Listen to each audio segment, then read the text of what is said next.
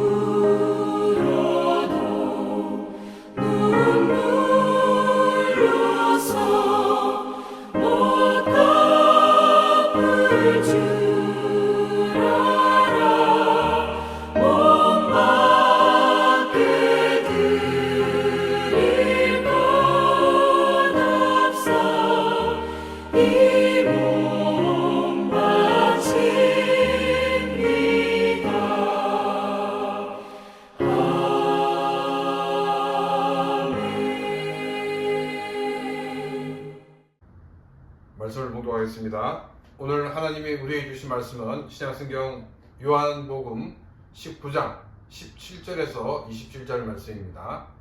신약성경 요한복음 19장 17절에서 27절 말씀입니다.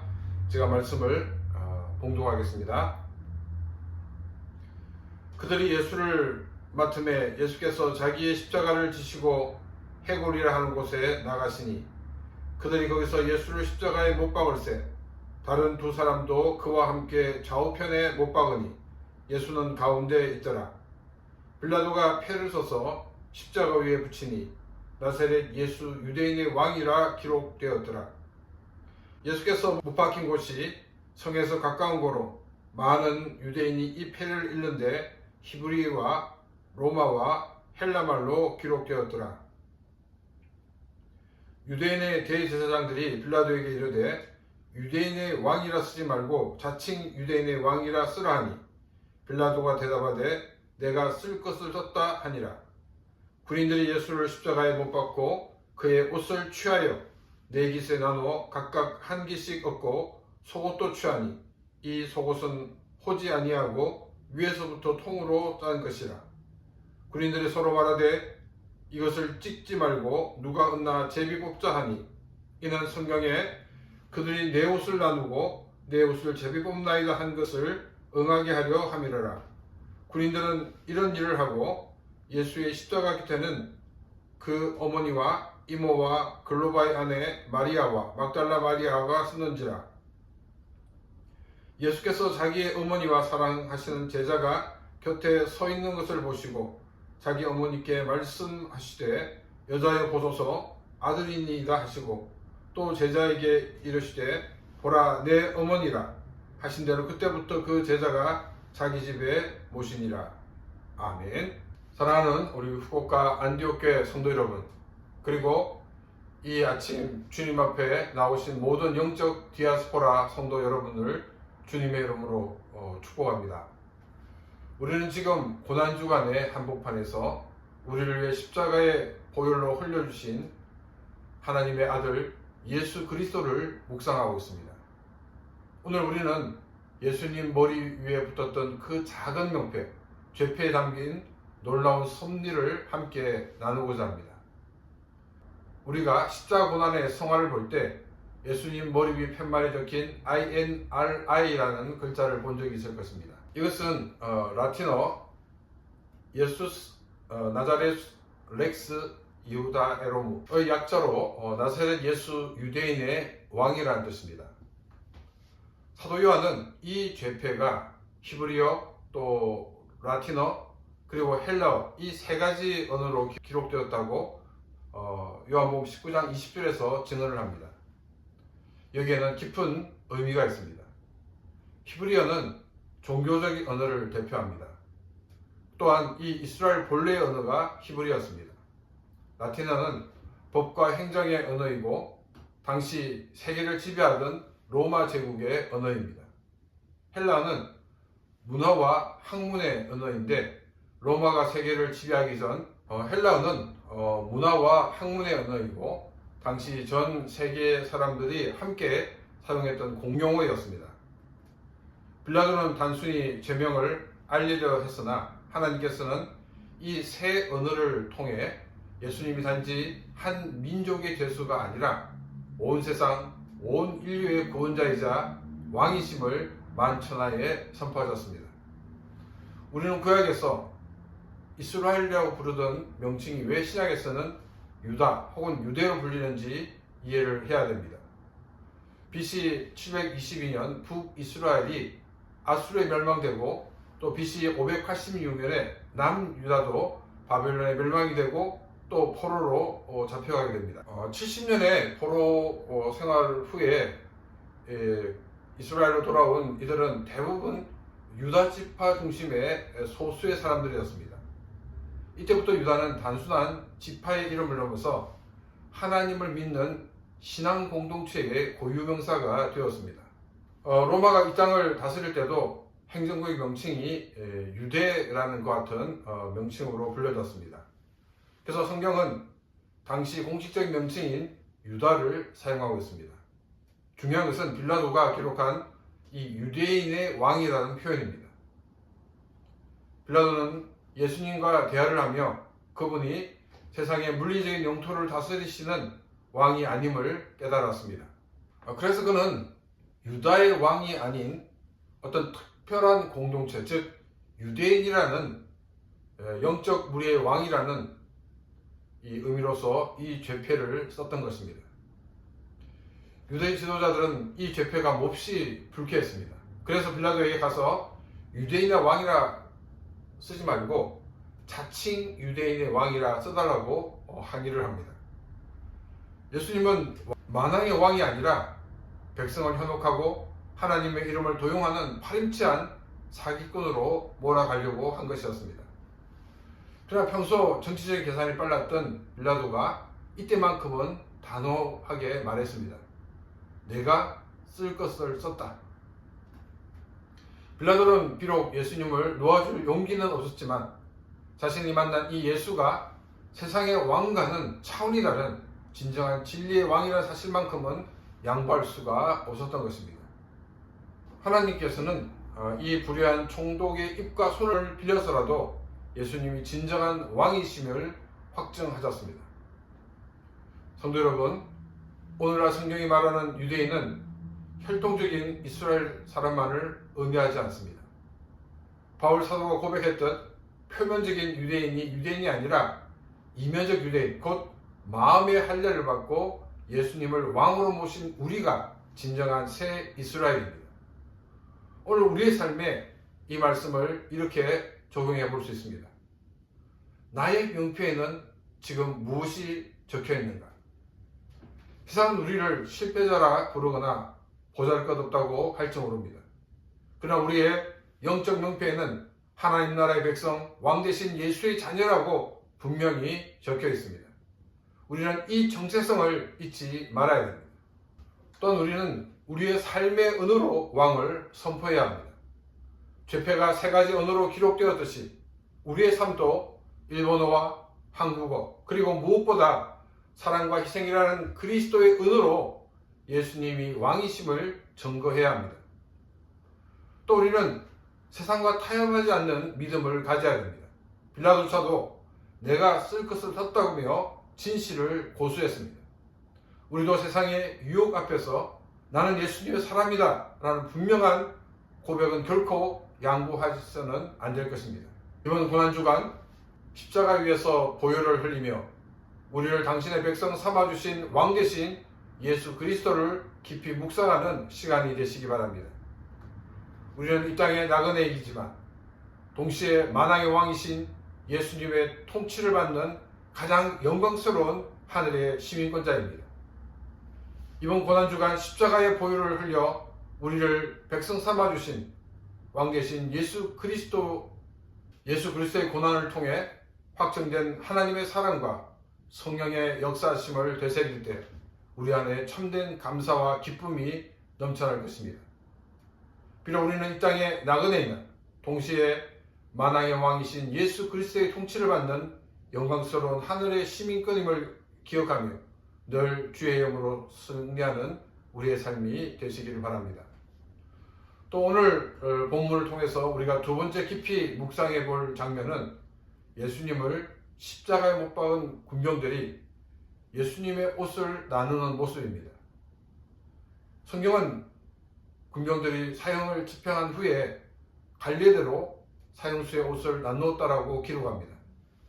사실 21세기를 사는 우리의 시각으로 보면 이 장면이 조금 생소할 것입니다. 남이 입던 옷을 빨지도 않고 그냥 입어 심지어 사형수의 옷을 어떻게 나누어 가질 수 있지라는 의문이 생길 법도 합니다.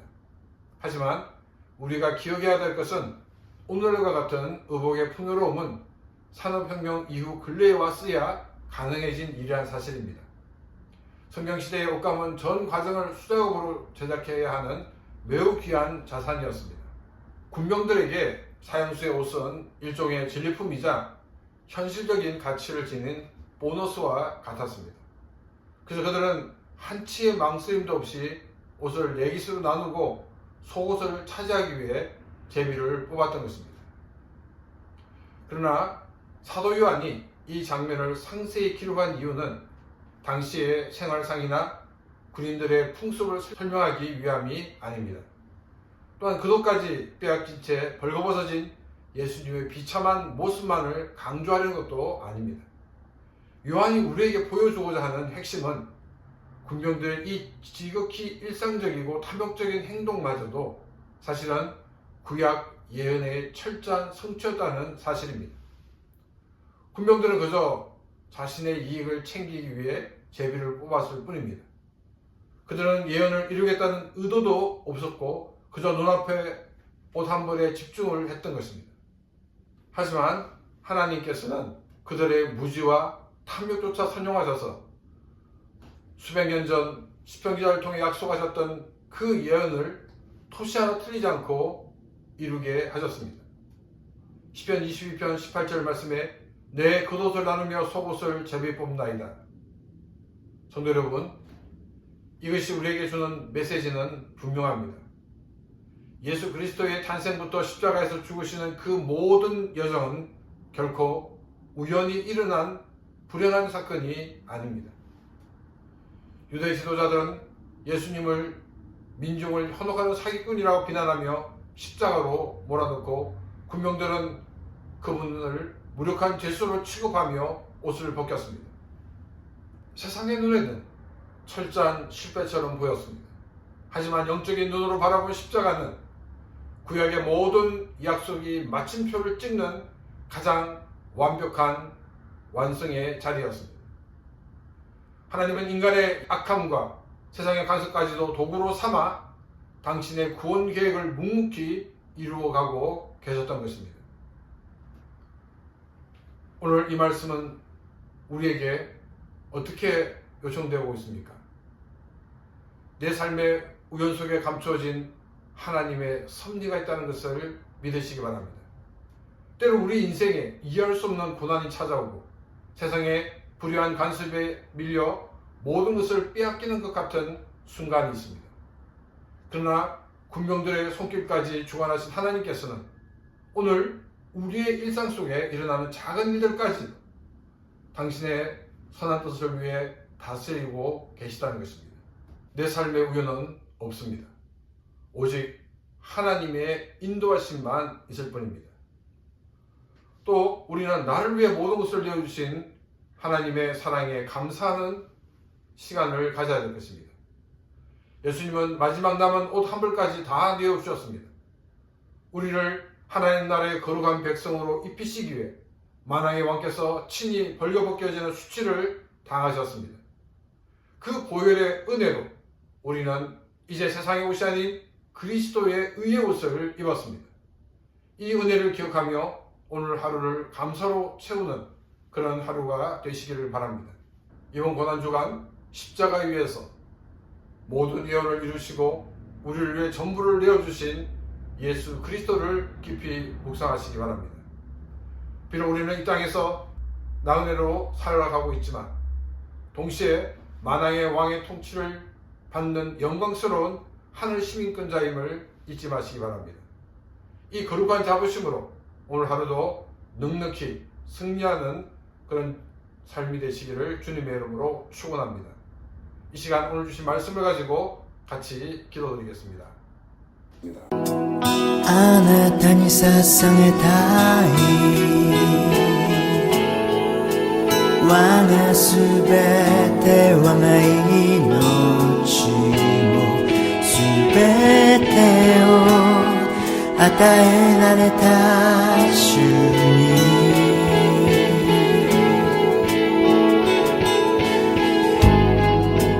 忘れないさ교회의 비전을 위해 기도하겠습니다. 일본 열도의 교회를 개척하는 교회, 또 복음을 알지 못하는 곳에 선교사를 파송하는 교회가 될 수 있도록 이 시간 다 같이 소리내어 기도드리겠습니다. 救ってくれた愛をすべてをあなたに捧げる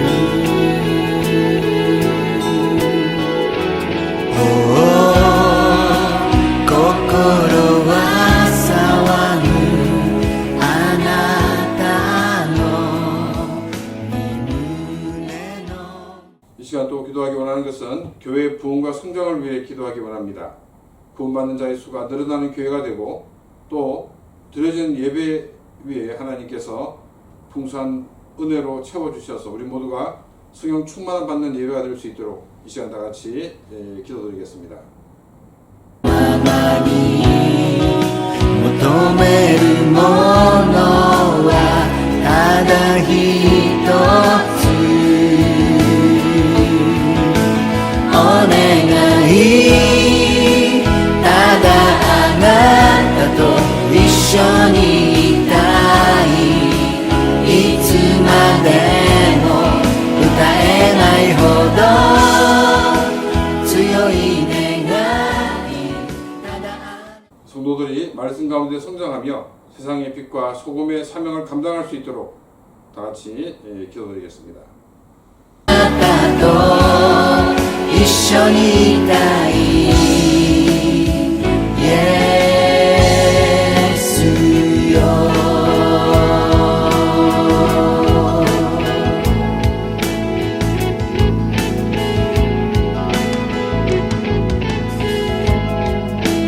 忘れないさ救ってく 교단 건축을 위해 기도하겠습니다. 법적인 재정적인 문제가 해결되어져서 건축이 이루어지며 성교의 기지가 될 수 있도록 함께 기도드리겠습니다.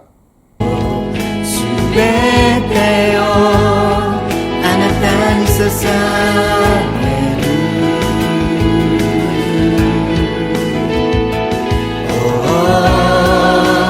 心は騒ぐあなたのい胸のままに 마지막으로 개인적인 기도 제목을 가지고 같이 기도하고 또 오늘 하루도 하나님의 인도하신 가운데 승리하는 하루가 될 수 있도록 다 같이 기도드리겠습니다.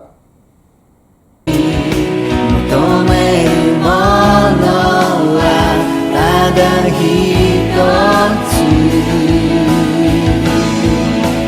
お願いただあなたと一緒にいたいいつまでも歌えないほど強い願いただあなたと一緒に 오늘도 우리에게 귀한 말씀을 주심을 진심으로 감사를 드립니다. 이 땅에 일어난 모든 것들이 결코 우연이 아니며 하나님의 섭리와 하나님의 인도하심에 있음을 우리가 기억하며 그 행하시는 하나님의 뜻이 무엇인가를 찾으며 뜻대로 행하는 우리의 삶들이 다 되어지게 하여 주시옵소서.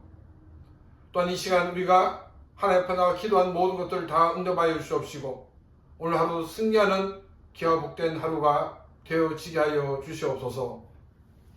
이제는 우리 주 예수 그리스도의 은혜와 하나님 아버지의 놀라우신 사랑하심과 성령의 감화 감동 교통하시며 충만하심이 주님 앞에 나와 주의 영광을 위해 살기를 원하는 귀한 신명들과 그가 생각하는 모든 일들 위해 이제로부터 영원토록 함께 있을지어다. 아멘. お願いただあなたと一緒にいたいいつまでも歌えないほど強い願いただあなたと一緒にいたいイエスよ